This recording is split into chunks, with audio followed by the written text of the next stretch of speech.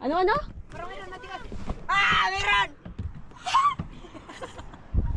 Ay, Meron! si Meng, oh. One down! Maingay, nice, Meng. Sa loob ng isang oras nakahuli na rin kami.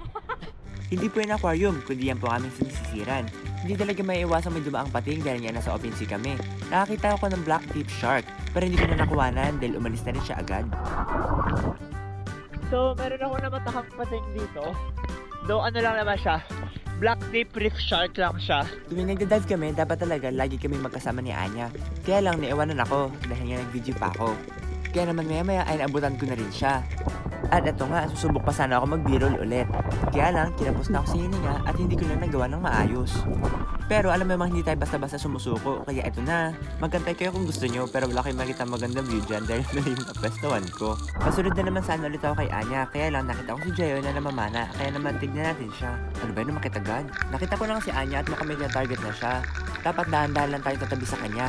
At dapat doon tayo sa likuran banda, dahil baka mamaya lumingon si Anya at tayo pang mapana. Madalas talaga magtago yan si Anya sa mga bato-bato. Tawag niya doon, ambush.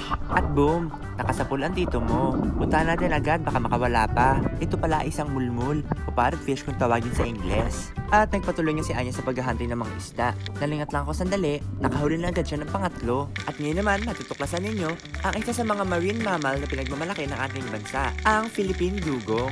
Sabay-sabay natin pagmasdan ang kanyang napaka-eleganteng paglangoy, kasabay ng kanyang malaserenang buntot. At makikita naman natin ang isang extinct marine mammal na Nautosaurus. At nakarami na nga ng huli si Anya. Kapag hindi namin natamaan sa ulo ang isda, sinasaksak namin to para diretso patay. At ayun, ang dami na naming huli.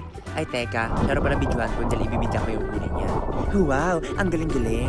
Maya-maya pa bilang sumingit si Jayo at pinakita niya sa amin yung spirga niya. Nawala na yung bala, tinanggal niya daw yung tali para mabilis niya makuha yung isda. Tapos dahil mabigat yung bala, biglang nahulog. Pati yung isda, nakatakas. Ngayon, wala na siyang isda, wala na rin siyang bala.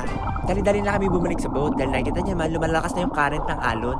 Dahil nga, paparating na yung malakas na ulan. Guys, pabalik na po sila kasi medyo sumasama na yung panahon. Kaya sila, sige! Bakbaki! And the